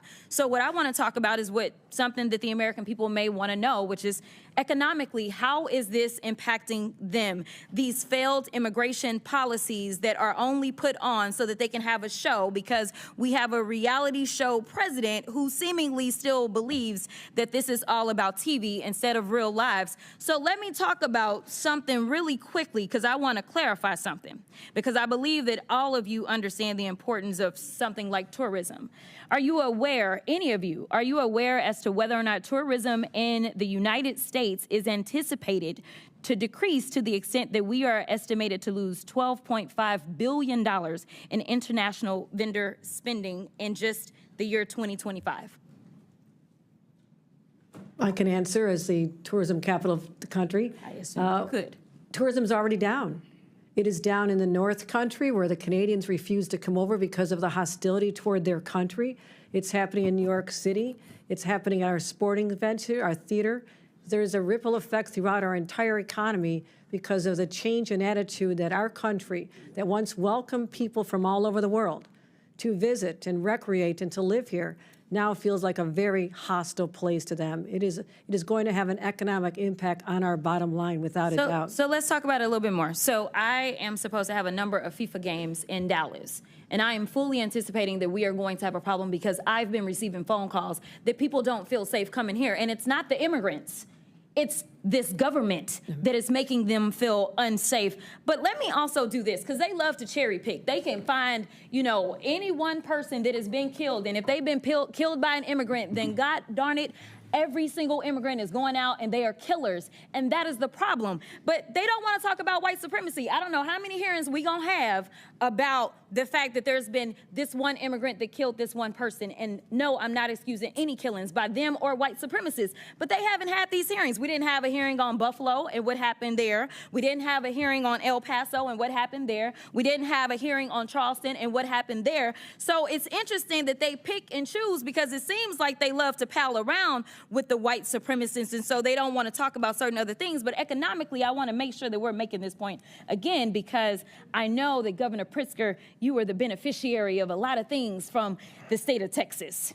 And a lot of people believe that Republicans are fiscally responsible, but instead they are actually fiscally irresponsible, because what he spent was a whopping $221 million transporting people from Texas to your state. Something tells me that he could have done something else with that $221 million. In addition to that, I know that there's been some conversations about what's going on in LA, and they want to say that it's riots because they didn't want people to keep talking about, say, the Epstein files or whatever other drama was popping off between the president and his little friend. So they wanted to change the conversation to immigration because they feel like, well, the polling is in our benefit. But let me tell you something. If they cared about making sure we were going to be fiscally responsible, they would tell the American people that it cost them $134 million to send the National Guard to LA for the quote-unquote riots that the governor didn't ask for, nor did the mayor of LA ask for, and they sent them over there, and they say that they care about our service members, yet they sent them and they were laying on the floor. They did not provide for food. So I don't know why we would believe that, number one, they want to fix this. They don't want to fix this, because the brokenness is a feature, not a flaw of the system, because it is beneficial to them when it comes to campaigning. If they can't stoke fear, then why are they going to, say, have anybody vote for them? Because that's what people are doing. They're voting out of fear. But Ms. Perryman, we know each other a little well. And I know you got a law degree. And it seems like we all need law degrees in here nowadays to understand the Constitution. So really briefly, I just want to make this point. There is a certain person that was afforded, say, due process. But let's say if, say, Donald Trump had been charged with all of these cases that he got charged with in 4 different jurisdictions, if he wasn't afforded due process, there could have been a possibility that he just would have been locked up and thrown somewhere, right? That would be a possibility. And then maybe we wouldn't have a tariff war or anything else that we're dealing with or all the other nonsense. But the point is, he was afforded due process, and regardless of the political opposition, Democrats, Republicans, and independents, I thought, believe that due process should be afforded to everybody, even him. Due process is for everyone. Okay, so the Fifth Amendment doesn't say that it's just for the people that are Americans? It does not. It says anybody on our soil? It's for everyone. Okay, it's pretty simple. I don't know why we are having issues, but I thank you and I will yield. Well, folks, Pennsylvania Councilwoman Summer Lee, she got in on the action as well, and she didn't hold her tongue. always funny the lack of decorum that we get, and people we do drop the gentleman act here oftentimes when attacking women who aren't able to defend themselves with equal time. But that's kind of the theme here, right? Attacking Americans or people who are not able to defend themselves, or at least who Republicans hope can't defend themselves. And that's what we're seeing essentially in Los Angeles. So I would say that this hearing is quite timely. What's happening with ICE and the military in Los Angeles is terrifying, and is directly caused by Trump's policies and his cruelty. It was Trump's overzealous ICE agents who started this specific incident. And now they want us to get bogged down in arguing over the right types of protest, or the right types of way, or the right way to defend yourself, the mythical perfect type, so that we could ignore that Trump is the one who is escalating all of this. Trump is the one who ordered in thousands of National Guardsmen over the objection of Governor Newsom, something that hasn't been done since 1965. Trump is the one deploying Marines, not on an enemy abroad, but on the American people who are exercising their First Amendment right in this instance. The only opportunity that they have to defend themselves against lawless lawmakers who are imposing cruelty upon them. For a party of so-called law and order folks, they sure are stampeding over people's constitutional rights and intentionally inciting more chaos, more fear, more anxiety, and increasing the likelihood that people will get hurt. In the end, what's happening in Los Angeles is just one of many incidents where Trump and his administration have not given a single damn about people's safety. For one, the ICE and DHS agents that are arresting people and raiding places often don't even have any kind of uniform or identifying badge. They're masked, and they're in unmarked cars. Ms. Perryman, just briefly, why is it so dangerous to have masked, plainclothes ICE agents arresting people? So I'll just thank you, Congresswoman, for your question. I'll go back to what I said before, that we know our Constitution recognizes and our country recognizes the importance of trust between local law enforcement, the federal government, and governors. And what we're seeing here is a breach of trust. It's an escalation, and it's dangerous for the American people. Trump said he was only going to go after undocumented criminals, but that's clearly not the case. Whether through incompetence or straight up racial profiling, ICE and DHS agents are wrongfully arresting U.S. citizens. We've talked about it today, and catching these mistakes often happens too late, after an American citizen has already been illegally thrown into another country, and Trump's administration is doing nothing to get them back. These agents are also going into previously protected spaces, as we've discussed, like churches and schools and hospitals. DHS agents tried to get into an elementary school by lying that they had the permission from the parents. That is a cartoonish level of evil. ICE also arrested a Massachusetts high school senior, Marcelo Gomez da Silva, on his way to volleyball practice. Governor Walz, you're a former teacher and coach. Do you think these kinds of actions create instability for students? And do you worry about increasing anxiety of kids coming to school? Well, thank you, Congressman. I certainly do. Creating that safe environment where our kids can come and the expectation is to learn, they certainly do. Once again, there's no reason to use these enforcement actions at those locations when there are other tools. And I think, again, this false equivalency that we do not want violent criminals to be arrested, detained, and go through due process, we do, but hugely detrimental to the educational system, hugely detrimental to a system that is dependent on trust and the goodwill of everyone in that school system. So yeah, it is detrimental. Thank you, Governor Walz. These same kids getting arrested are often being separated from their families. They are scared, they're alone. An attorney is one of the few resources they had access to that is now being taken away as well. The Trump administration has canceled contracts with legal groups that represent those undocumented children in immigration court. This is going to force thousands of kids as young as 2 years old to represent themselves very quickly, as we're running out of time. Ms. Perryman, how's a 2-year-old supposed to represent themselves in court? A 2-year-old can't represent itself in court, him or herself in court. And I'll just say that we are in court every single day seeking to try to ensure that people have access to legal representation, which of course this administration is really seeking to curtail. They're seeking to ignore due process rights. I was going to say, would you say that it is due process if a 2-year-old is left to represent themselves? Absolutely. It's a flagrant violation of our Constitution. It's also something that shocks the conscience. We'll leave it there. Thank you. I yield back. Zabora, one of the reasons why we like to show the full 5 minutes of House members and some of these Senate hearings is because a lot of folks never actually see or hear Black Caucus members in action. People often talk about, well, what are they doing? I don't see them standing up. I don't see them fighting. But these things happen. We know that Congresswoman Jasmine Crockett is trying to become the next ranking member. That is the leading Democrat on this House Oversight Committee. And so, people need to understand that when we talk about the House and the Senate, the rules are different. The power is different. And the reality is you use these hearings to be able to put these facts out there so people are aware of actually what's going on in this country. Definitely. You can hear it in both of those young ladies, the way they were able to just talk about how harmful this is, how wasteful this is. Even in me working with deaf kids this summer, trying to teach employment skills, their parents are worried. These ICE raids are creating a place where we can give our students the tools they need so they can be successful in the future. And because they're worried about ICE raids and how that's going to impact their families. You're hearing people say, it's not impacting us, so why are we worried about it? But when you see kids and them writing letters and saying that, I may not have access to my friends, or I may have to go back to Mexico or wherever they came from, this is just so disheartening. And to have our leaders being on the front lines, running after positions that put them in oversight committees that will stop some of these things. We are not powerless. We have to get out. We have to be active. We have to unify. And we have to fight for the things that are super important for our kids and for our future.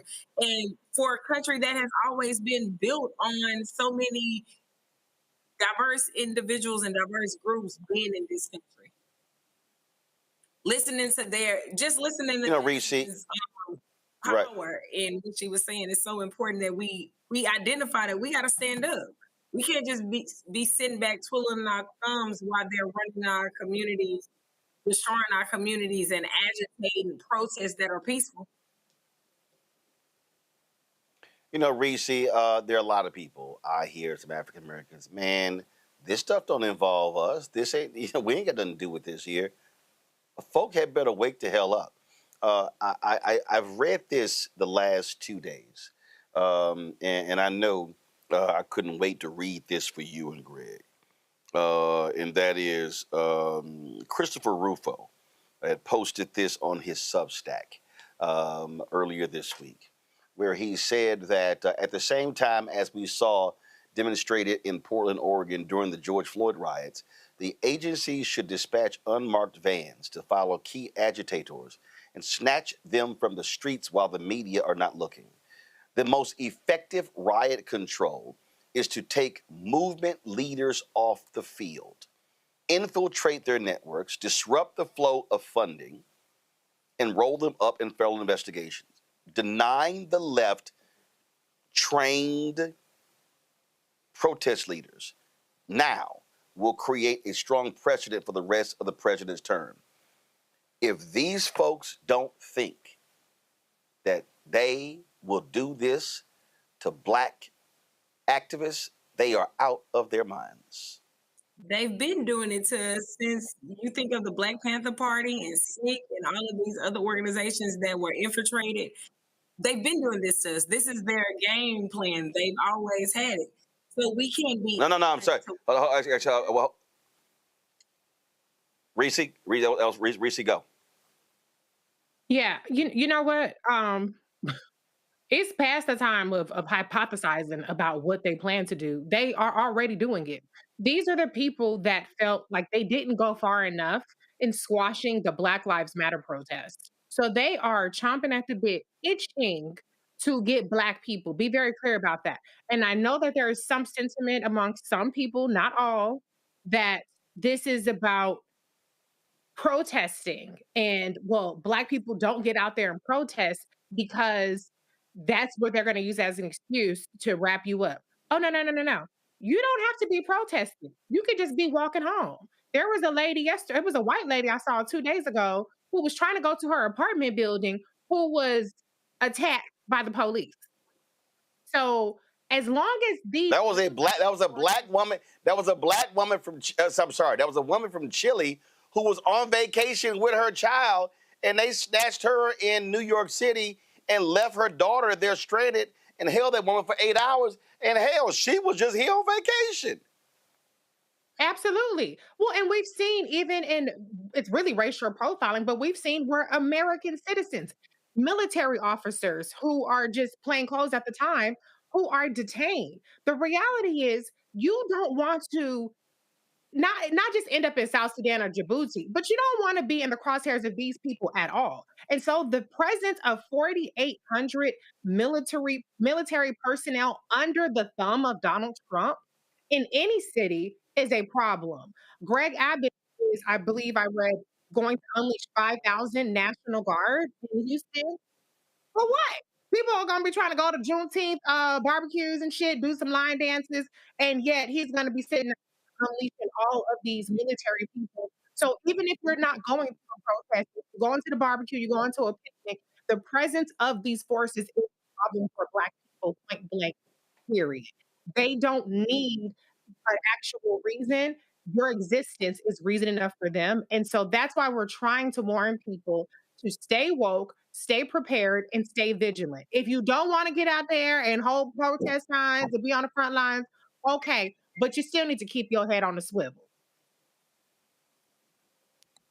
Greg, these black folk better recognize this ain't just about, this ain't about Latinos, this ain't about migrants. No, to Reese's point, they are pissed off with what happened with Black Lives Matter. They're pissed off that it was able to become the first black protest in American history where a majority of American citizens supported it. And that's why that's why the right-wing media attacked Black Lives Matter with everything they had in 2021.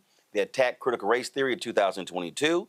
They attacked woke in 2023. They attacked DEI in 2024. They are absolutely angry with what I call the third reconstruction. And they said, oh no, we are going to destroy this. Y'all ain't, black folks, you Negroes ain't having no footprint ever again. That's their dream. It's a dying dream. This is their death rattle. And like many trapped animals, they are the most dangerous when they are facing their end.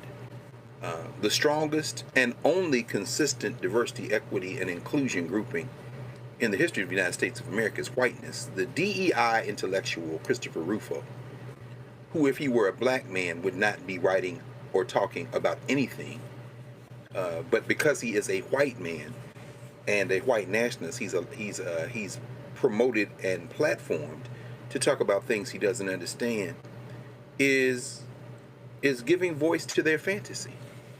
It's a dying fantasy, but in its death knell, in its death rattle, it is perhaps its most dangerous. I spent yesterday in New York at the Schomburg Center testifying before the New York State Reparations Commission. I was there last year when Governor Hochul, who we saw testifying today there in Congress, signed the bill and the legislation creating the study commission in New York. And as I anticipated, I wrote my remarks, fully anticipating that I would be shouted at from the audience, from the descendants of slaves crowd, which they did. I kind of smiled. It's recorded. It's out there on the New York State website, and you'll see me kind of chuckle and say, I'm here for all the smoke, all the baby smoke. And but I bring it up for this reason. Afterward, I had a long conversation standing outside the Schomburg on 135th and Malcolm X with many of these folks, these freedmen, these ADOS folk, who I embrace because I understand the pain that they're speaking from. But as we had the conversation, which was very amicable and you know, because we're talking with a spirit of generosity, we all want the same thing. But what melted away from them was any logic connected with this blackface nativism. The idea in New York City, of all places, that you could somehow separate yourself from the multi-ethnic, multicultural polyglot that is New York City and stand on the other side opposite people who are in harm's way exactly like you and who, to your point, are in harm's way exactly like them is absurd on its face, and their arguments melted away. I said all that as a backdrop to this. That House Oversight Committee, which is run by another DEI politician, James Comer, who, if he were a black man, would be excoriated widely for being as stupid as he is. And of course, the Congresswoman from WrestleMania, Congresswoman Macho Man Savage from Georgia, Marjorie Taylor Greene from Georgia, another DEI politician, if she were a black woman, would be widely excoriated. When we saw Summer Lee and Jasmine Crockett do what they are going to do increasingly, and Maxwell Frost on that committee, which is assume leadership in a Democratic Party who is still nursing the fantasy that you can make peace with these white nationalists, which means they are soft white nationalists, it's coming down to this. We will embrace the politics of solidarity, regardless if people want to throw up, well, this person doesn't like this person, or this group said this about this. You know what? Later for that, because these people are in the streets trying to act as if they can sustain this bullying. They're bullies. You know what you do with a bully? You punch them dead ass in the mouth and politically organizing in the courts, and they will fold like the cheap DEI suits they are. But at this moment, this is not the moment to talk about my friend, my colleague. This is not the moment to turn your back on other people, because they are sending these punk-ass, jackbooted thugs like them 3 undersized boys that tried to tackle Alex Padilla and expecting us to respond with, or I. No. Saturday is going to be a showdown, friends. Roland, and I'm Reese, everybody. I mean, I'm saying this as Zabora, all of us. It's not going to be nice Sunday afternoon downtown Washington, D.C. on the mall. And we may be talking about a very different conversation on Saturday night and Sunday, and then when you come back with the show on Monday, than we are having right now, because they understand one thing if they don't understand anything else. We live in a society where people are not paying attention. It's a meme culture. They're not studying. And so when you show Lee, when you show Jasmine Crockett testifying, you have to, the reason you do that so much is because people are not paying attention, and they will tell you straight to your face that they're not doing what they are doing. It's a time for us to be serious now.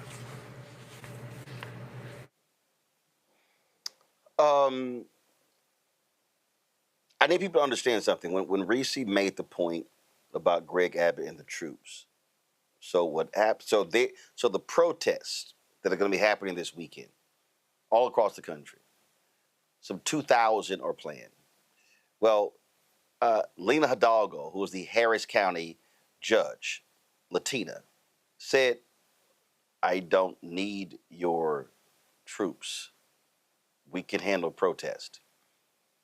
Remember what Governor Greg Abbott did when there were protests on the campus of the University of Texas.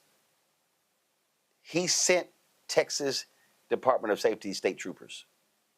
Remember days they were pushing and shoving in riot gear. So what they want to do is they absolutely want to intimidate protesters. But here's why the protests are working, Reese. Governor Gavin Newsom talked about this here, where they were raiding all of those fields in California, chasing folks out. They arrested this one man and one woman, stranding their child. Child has no other family in the country. What did Trump do today in the Oval Office? Pull back on the raiding of the fields. You know why? Ain't no workers. Uh-oh, who's going to pick crops? So Newsom did a video. He said, keep the protest up. It's working, but do it peacefully. And that's the deal. The way you combat these thugs is you have to unleash massive protests nationwide. If you start blocking and shutting down Wall Street and highways and all sorts of different things, these people have to see a full force. And I absolutely hope that this Latinos, y'all just got y'all wake-up call. All y'all crying ass Cubans who voted for Trump, Now y'all shedding all these tears. This is not what we voted for. Yes, it is. All them Venezuelans in Florida who back Trump, y'all were making songs and singing. This is their wake-up call, and let's see if they go woke, Reese. You know, I said it before on this show. It's the annual wake-up call, and everybody gets one. Everybody, even Elon Musk got an annual wake-up call with that black guy and getting dragged by Donald Trump. So the reality is this: they have to step up. They have considerable political power. To be fair, a majority of Latinos did vote for Kamala Harris. They did not vote for this. I know that everybody is trying to flip the numbers now and say, well, this is what you wanted. There are certain demographics within the Latino community, particularly Cubans, who more supported Trump. But most, like, especially in Los Angeles and California, supported Vice President Kamala Harris, so they did not vote for this. But the reality is we are seeing that when they get activated, that they can change the narrative, they can change the conversation. I'm a Cali girl. I grew up in Cali, so I saw how they organized many a times in California when that community was under assault. And so I want everybody to the fight because it is going to take a mass movement. This cannot wait until 2026 when the next elections happen, if we have them. This is always going to be resolved through some sort of civil disobedience, through some sort of mass movement. And I applaud everybody who's out there who is putting their selves on the line, who is helping organize, whether it's behind the scenes or in front of the scenes, because we have to send the message that we are not going to go down without a fight. And if we can do that peacefully, even better, because the reality is the wrong people got the most guns in this country. Okay, because the last I checked, we ain't got too many black militias, Latino militias and shit. All that's on the Republican MAGA crazy ass side of in those places. And so, yeah, let's, as long as we can, try to put some fear in them through nonviolent protests.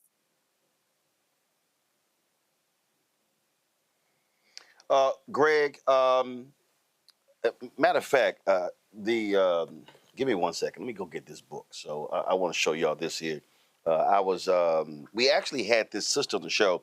So when I spoke today at the 32nd annual Juneteenth celebration, a sister came up to me and she said, hey, you know this professor, and she wanted me to give you this book. This is perfect. Let me just show y'all this here. Just hold on. Her name is Gloria Brown Marshall. She has a new book out. We're going to be doing an interview with her. Trust me, y'all, none of this was planned. I'm going to be doing an interview with her. And so a young lady came up to me today and handed me this book. And it's perfect timing. The book is called A Protest History of the United States. And she lays out, it says here, protest is primal and multifaceted. In A Protest History of the United States, Gloria J. Brown Marshall shines a bright light on this nation's past and present, revealing protest's crucial role. There's a reason, Greg, it was called the First Amendment. That's a reason the right to assembly, the freedom of expression. There is a reason it is in the First Amendment. And these right-wingers, they adore the second.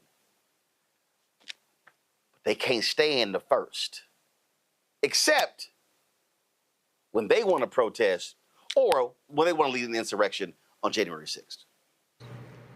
Absolutely. Did she sign it, Roland?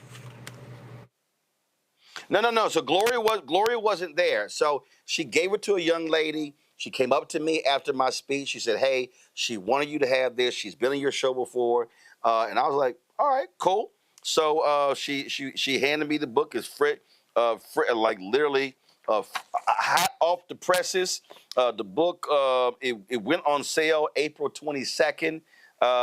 And so it says this comprehensive history traverses over 4 centuries of American descent, weaving together legal analysis, historical documentation, personal memoir, and interviews with those who have taken a stand. And I just think that, look, where we are right now, it's real simple. This is how we fight back against these fascists and these thugs. of Donald Trump, Stephen Miller, Tom Homan, and others? Absolutely. I can move over if I need. The reason I asked you is because I was hoping maybe I would get a chance to see my colleague Gloria Brown Marshall last night. She's at John Jay, of course, professor of constitutional law and Africana Studies at John Jay College. And I would have, if I had thought about it in advance, I would have stuck my copy of the book in my bag. You know, I already got that book, brother. So now that means you can keep that one. Of course, I know you already had it. But anyway, yeah, this not Jane Elliott pulling a trade book out of her bag as if that's a book that I would have had immediately. I did eventually get that book, but this is a different kind of book. And to your point, particularly the chapter where she writes What Did the Slaves of the 4th of July, dealing with Frederick Douglass. First of all, we've been here before, as we know, and not exactly this way. But if Fred Douglass and Ida Wells, if Harriet Tubman and Mariah Stewart and David Walker could face down the situations they face down, certainly we can do no less here. But you're raising, Roland, I think, again, spot on as always here in this space, that we have to fight. While we've been on the air, Stephen Breyer's younger brother, Charles Breyer, has been in district court in San Francisco giving holy hell to the government's lawyers around this question of whether or not Trump can deploy a federalized take over the National Guard. They haven't even gotten to the issue of whether you can send active duty military in, and you heard the general talk about posse comitatus. You can't do it. It's not going to last. But when Judge Breyer, as we've been on the air, said during the arguments, you know, I'm tracking and it's coming through, and I know you're tracking it as well. He said, that's not where we live. We live in response to a monarch. This country was founded in response to the monarch. He said, the Constitution is a document of limitations. They're going to bump up against the full confrontation with the Constitution. And of course, as we heard General Miley say, the military take oath to protect and defend the Constitution of the United States. Not a person, not even the country. And it comes down to this very serious confrontation that's going to test whether or not there will be a country that continues. When we saw Tim Walz from Minnesota, when we saw J.B. Pritzker from Illinois, when we saw Kathy Hochul from New York, when we hear Gavin Newsom from California, what is going to be tested is the concept of federalism.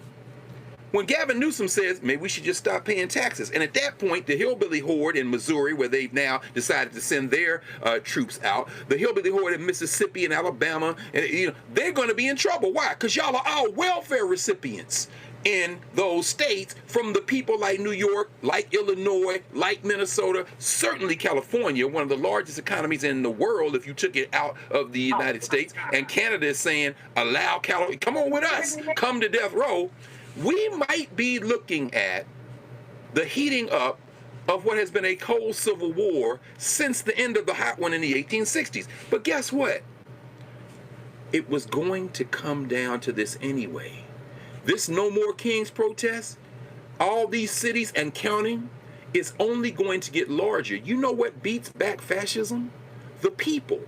The most powerful element in the history of humanity is humanity.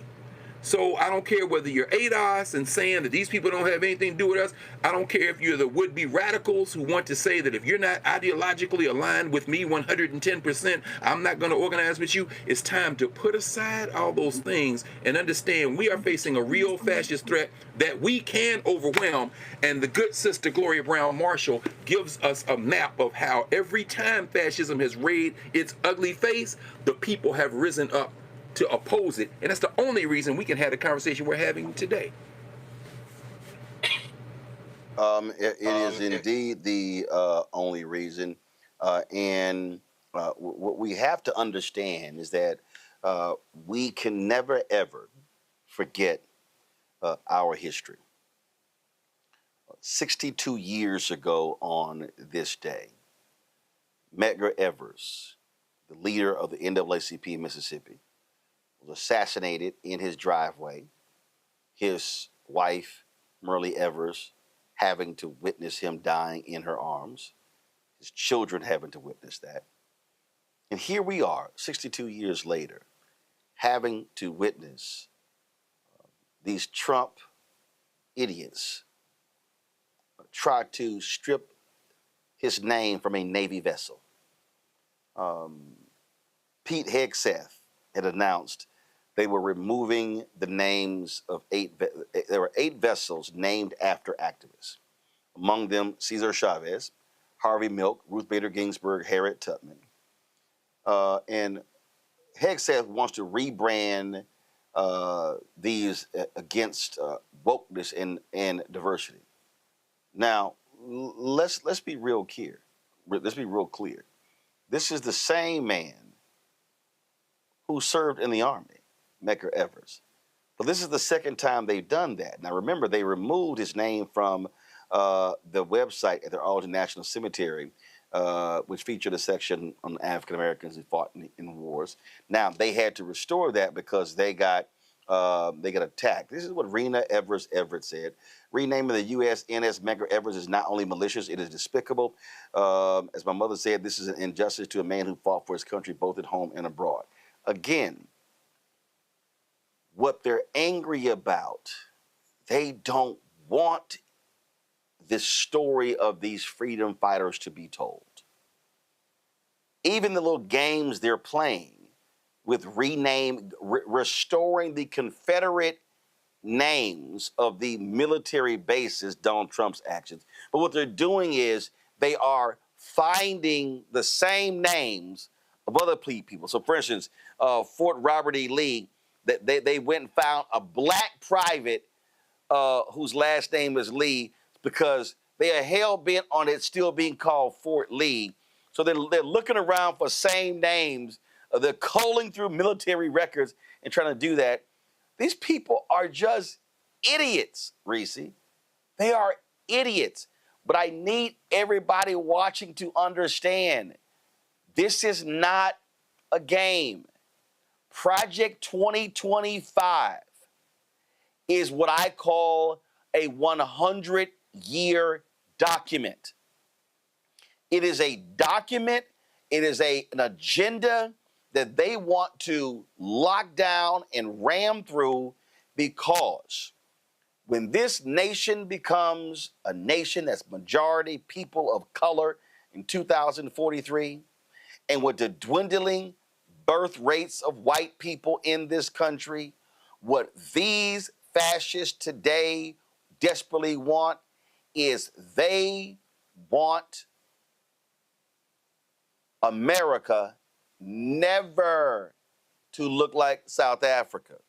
They like, no, oh no, y'all ain't about to, we white folks have rewritten the history of this, we've written the history of this country in a way for us. I talk about when I went off on the History Channel and that bullshit docu-series where they kept talking about Texas independence and never mentioned what they were trying to be independent of, which is they wanted to keep slavery. These people have written history in their own minds, and their whole deal is if we can strip this nation bare, I mean strip it bare of race, strip it bare of history, then we can restore this purity of whiteness as the defining standard of what America is. I tried to lay this out in my book, White Fear, and all of these mainstream media folk, all of these show hosts, people who I sent books to, they were afraid to even book me on the shows because they are living in denial about the white fear that is happening before our very eyes in America. I'm gonna go to you first, Reese. Yeah, I mean, these people are stupid. They're dumbasses, but they are very insidious and they're very strategic. And so they have been very clever in how they've gone about this by enlisting the bigotry within each of these communities that will never benefit from white, but they don't like this person. They don't like that group. They don't like that group. So they dangle whatever it is that people don't like about that group in front of people to get them on board, to get them to empower Republicans who want to dismantle everything for everybody, for really white billionaires, white, straight, Christo nationalist billionaires. They're willing for everybody to do the dirty work to be the mules of their white supremacy, but only so many people are going to benefit from them.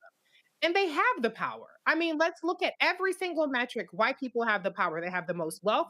They have the most power. They have the most disproportionately positive impacts and results from every aspect of this society.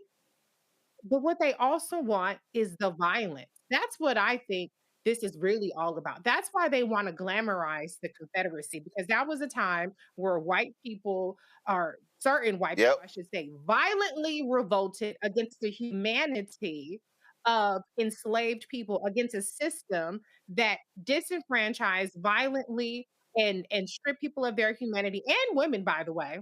They were able to violently revolt. Now they lost, because they some sorry ass punk ass bitches and they're treasonous. But now it's been romanticized in a way that they're trying to signal to us they want to see that green light again. That's why one of the first orders of business of Trump was to pardon the DC cop that killed a Black person. That's why they are dismantling these consent decrees and they're undoing things. That's why they're deploying military personnel throughout the country. They want the violence. They want to violently subjugate people. Republicans win strictly off of disinformation, misinformation, and voter suppression. Half the country's already checked out. They didn't give a damn that a man who had 35 convictions was running on all of these things in Project 2025, which, by the way, is 42% complete already.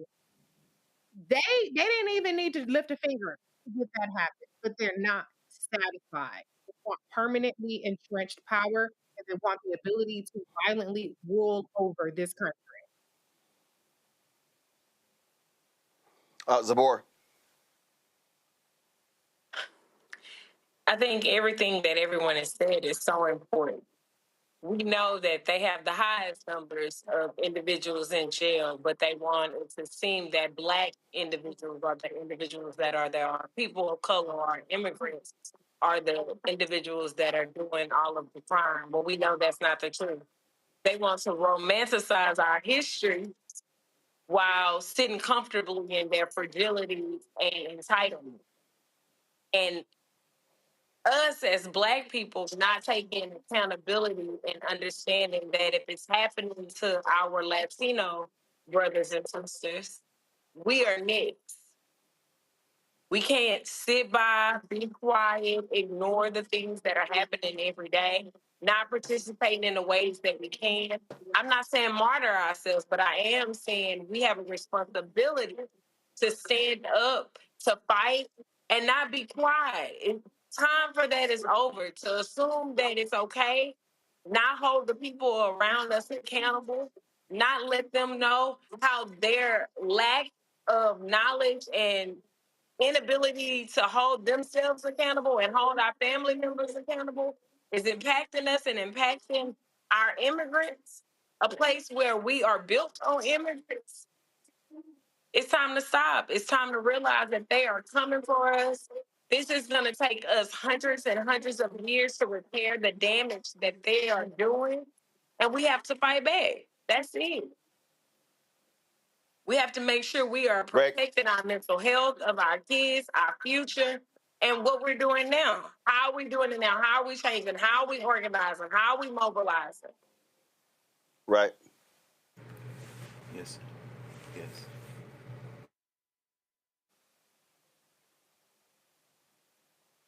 Greg, go ahead. Okay. Yeah. Of all of this, how are we getting our communities together? And all right, is you ready? Do we have Greg? Greg? Yeah, I'm here.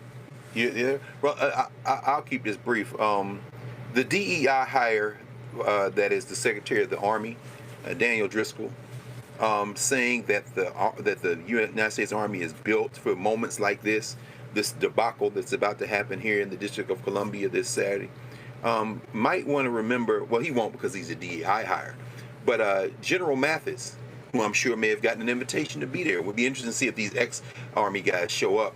But remember when Jim Mathis was Secretary of Defense in 2017, and Trump wanted to ruin the streets of D.C. with these heavy-ass tanks and running down the streets. And Mathis said, quote, "I would rather swallow acid than do that."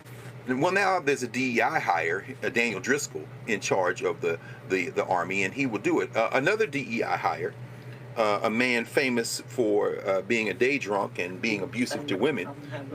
Of course, his major qualification, given the diversity, equity, and inclusion of whiteness, is his white maleness to be the Secretary, in fact, of Defense, Pete Hegseth. For him to troll, to carry out this trolling of renaming these ships, the Harriet Tubman, the Medgar Wiley Everest, as you say, and then to replace Robert E. Lee, and of course the clown, whose brain is clearly addled, who is not well mentally, to let seep out of his orange mouth the other day, we're renaming everything the Robert E. Lee. Okay, you didn't even remember to keep up the cosplay of the brother who you're swapping the name out for, because you're not swapping out the name, and this is the point. They are trolling us. We must stay focused. We must stay focused on the fact that they're going to try now to throw everybody off their health care, as many as they can. They couldn't repeal Obamacare one way, so now defunding it is their strategy.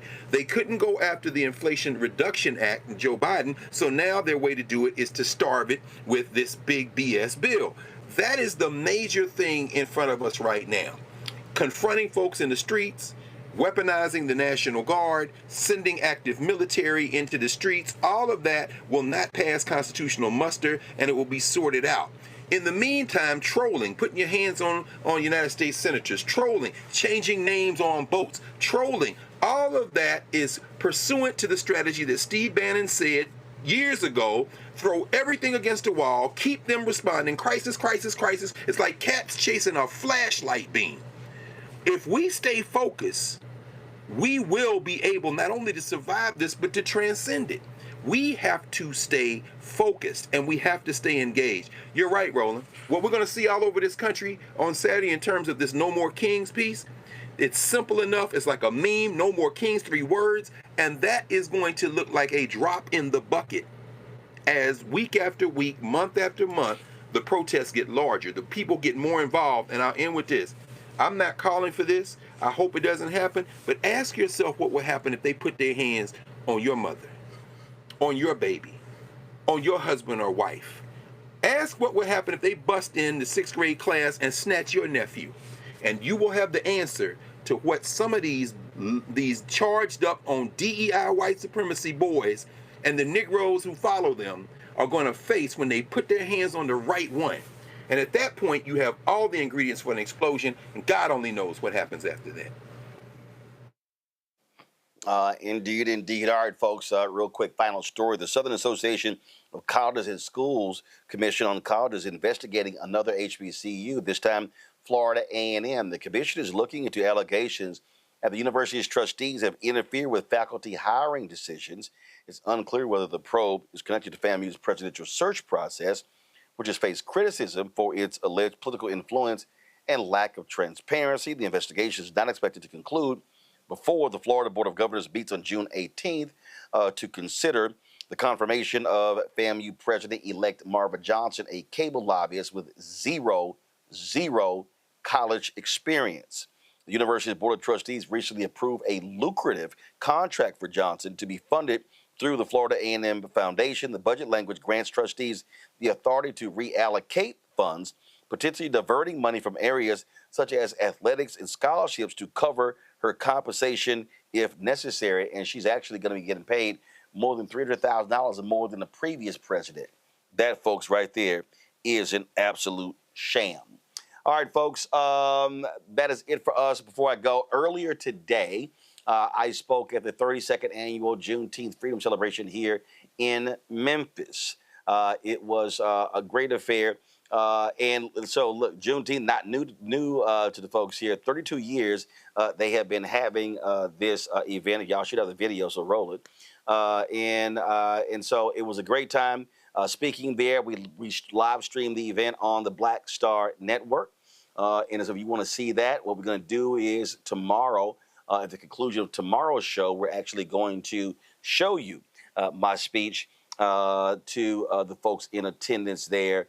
Again, challenging them, if you will, challenging them to take advantage of the fact that this city has a 62% black population. But when you look at the economics of this city, it doesn't even come close to the success that African Americans have had in places like Atlanta, Washington, D.C., in other places. And so we are going to, of course, have that for you. So I appreciate everyone who invited me, for participating. Great leadership here of this annual event. And so it was a great celebration. Again, so if you want to see the speech, just simply go to our YouTube channel or the Black Star Network app. Folks, that is it. I'm about to go chat with Representative Justin Pearson, leaving here in a moment to go meet him. And so I appreciate everybody watching the show. Greg, Zabora, Reese, thank you for joining us on today's show. I appreciate it. Thank you so very much.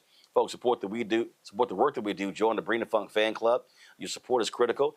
Cash App. If you want to give the Cash App, use the Stripe QR code. You see it right here. Make checks and money order payable to Roland Martin Unfiltered.